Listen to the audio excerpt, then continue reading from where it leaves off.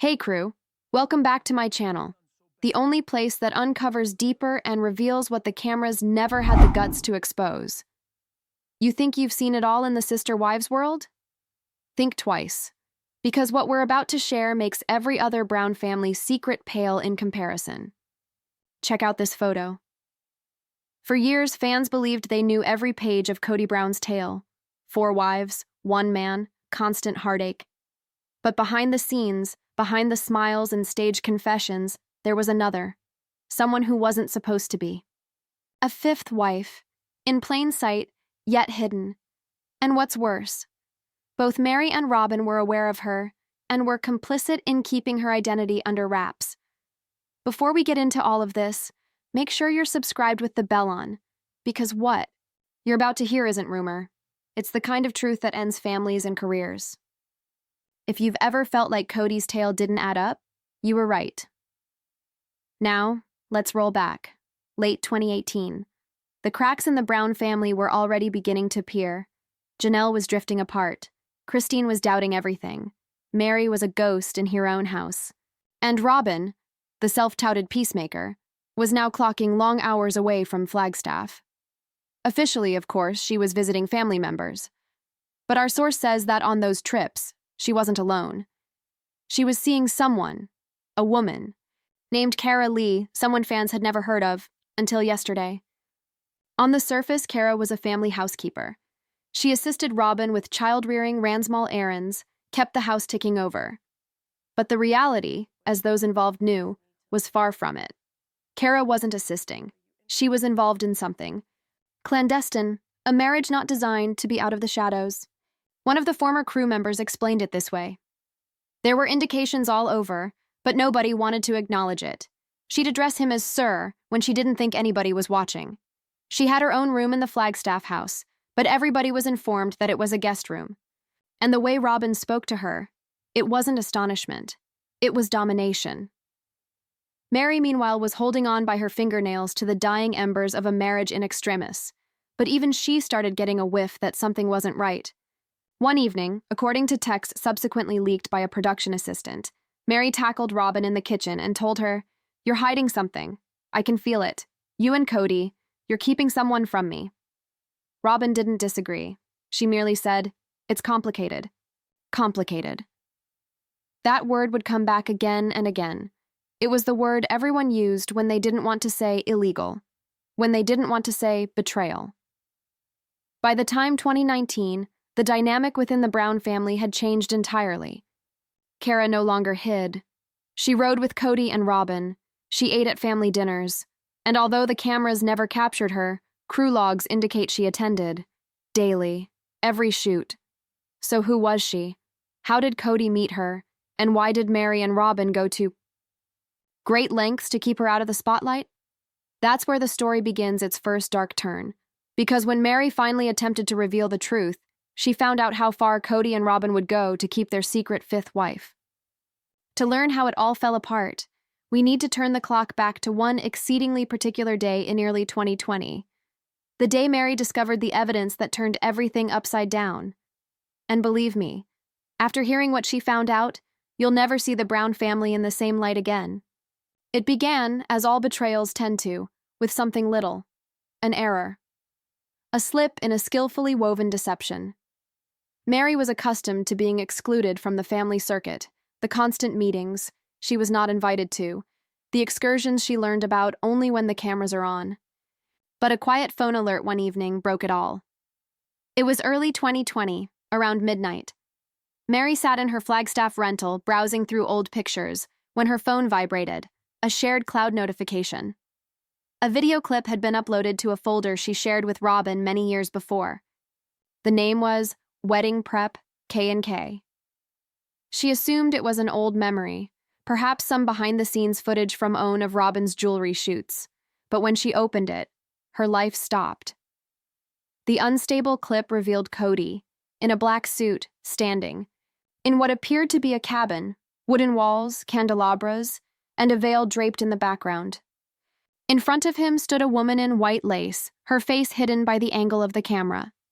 The officiant whispered gently, "Do you, Kody Brown, take this woman." And before the words could be completed, Robyn's whisper, off camera, said, "Make it quick." Meri stiffened. Her breath lodged in her throat.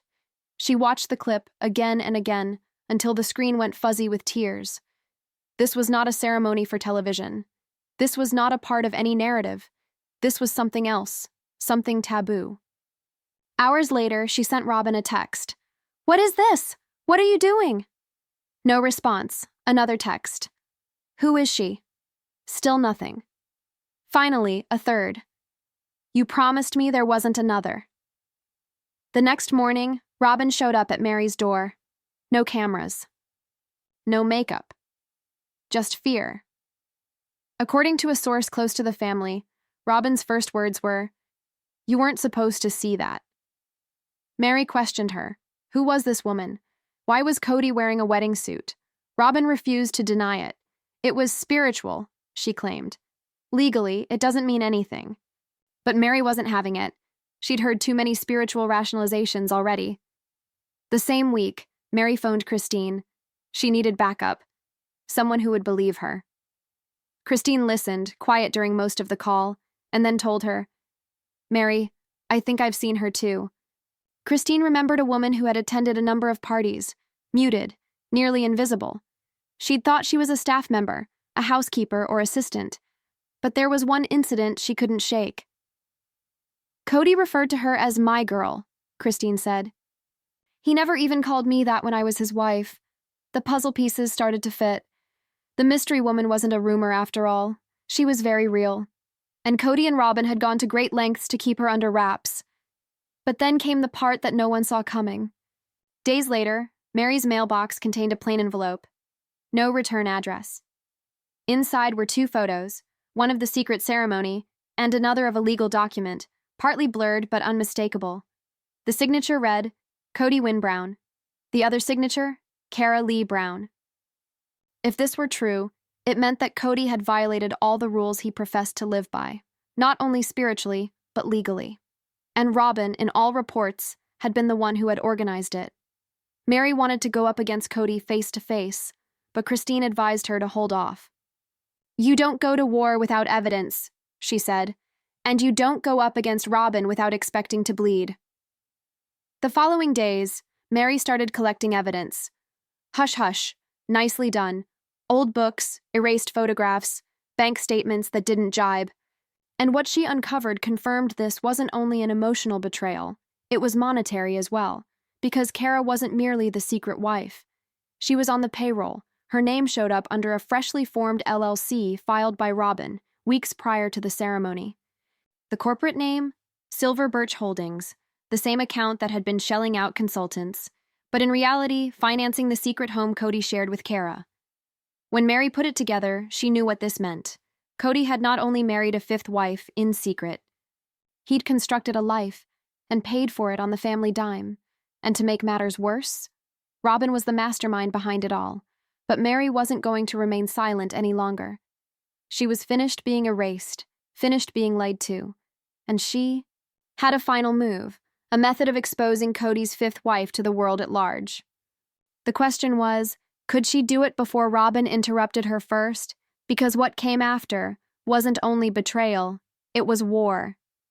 Meri was aware she was tiptoeing on a knife's edge. All her movements were under scrutiny, every word she uttered warped into something else. She had existed for years in tacit submission, dwindling in Kody's self-appointed dominance.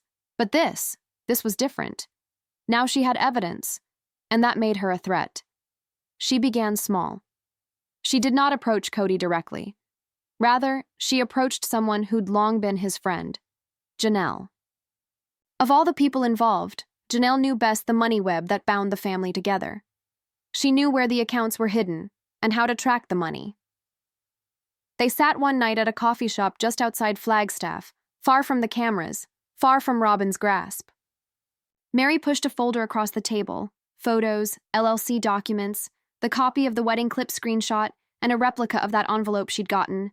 Janelle riffled through the documents, her face stiffening. "Silver Birch Holdings," she spat. "That's the same name that appeared on one of Robyn's expense reports last year. I thought it was a real estate matter." Meri nodded. "It's not real estate, It's her. They plotted it out for the next 2 hours. Transfers, payments, unexplained withdrawals, the works. And each of the trails led back to one location, a house just outside Sedona. Robyn had said it was an investment, but the public records were telling a different tale. The deed had 2 names on it, Robyn Brown and Kara Lee. Janelle leaned back, shaking her head. He put her in their names? Meri, that's not just reckless. That's criminal. Meri's voice was steady but low. It's betrayal. And it's over. But before they could move, something unexpected happened. A message appeared on Meri's phone. Unknown number. 1 line of text. Stop digging. You're not ready for what you'll find. She had initially considered it to be a bluff. Perhaps Robyn, perhaps one of Kody's loyalists attempting to bully her. But when she saw the timestamp, her stomach fell. The message came from within the family compound. Later that evening, Meri drove past Coyote Pass, the property that had once represented togetherness, now nothing but dust and broken dreams. That's when she spotted it, a silver SUV by the old storage building. And, through the soft light of a lantern within, 3 figures, Kody, Robyn, and another woman. Blonde hair pulled back, white sweater to her knees. Kara? The picture burnt itself into her brain.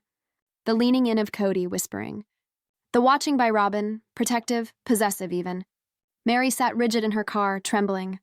Years of humiliation, heartache, and rejection all came back to one understanding.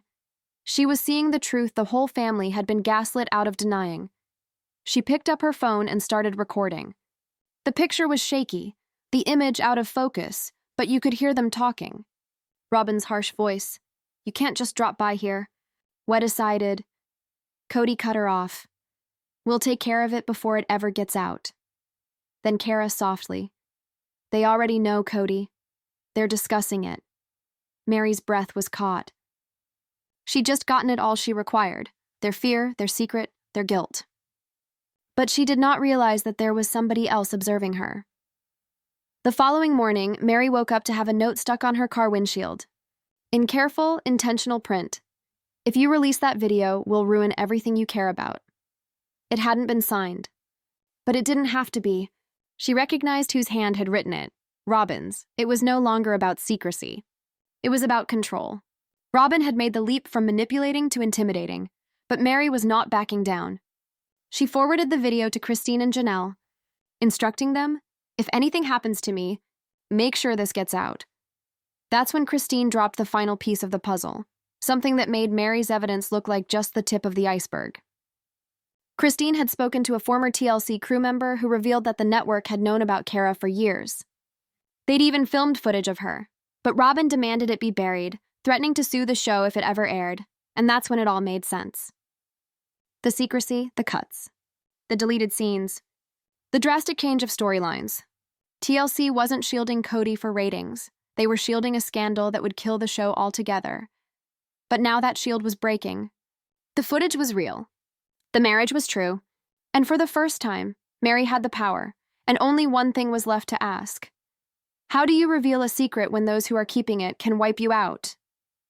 Meri was about to discover, for the next thing she did would transform a secret betrayal into a war in the open. Meri didn't sleep that evening. The walls of her home closed in on her, the quiet more deafening than the tempest raging in her head. With every blink, she pictured that secret cabin, that shroud of light on Kara's hair, the way Kody's hand touched hers like they'd been doing it for a lifetime. The betrayal wasn't emotional anymore. It was something she could touch. It had a face, a voice, a place. By morning, she had decided. She wasn't going to cower in the background anymore. She was going to torch the deceit. She called Christine first. We go public, Meri said. No more whispering, no more hoping TLC does the right thing. They've all been shielding him. It's time the world sees what he's really done. Christine held back. You sure you're ready for that, Meri? Once this is public, there's no turning back. He'll have you dragged through the dirt.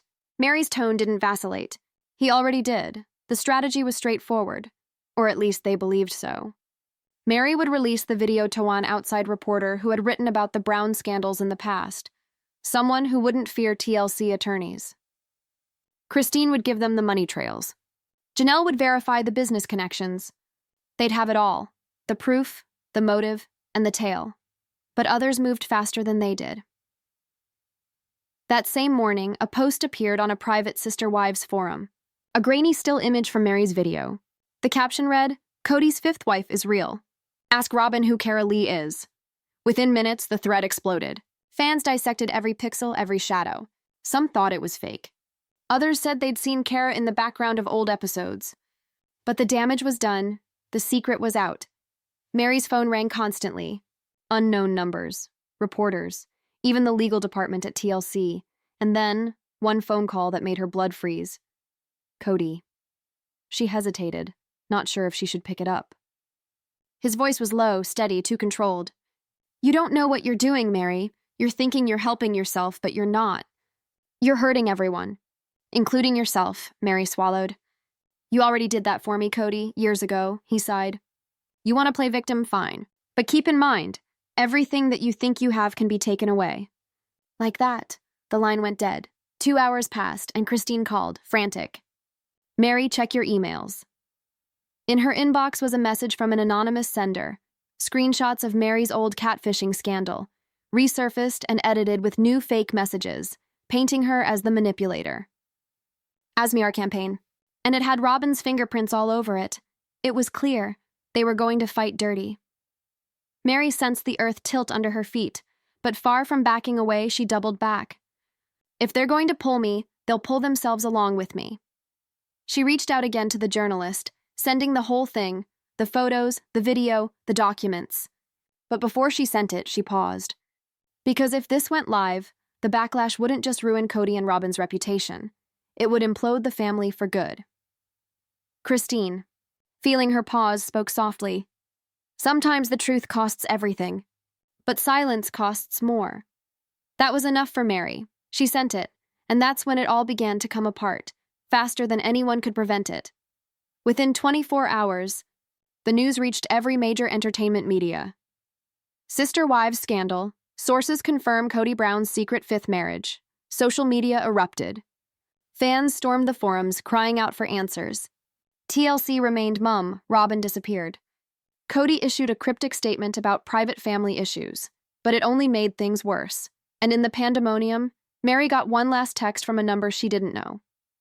"You think you've won, but you still don't know everything."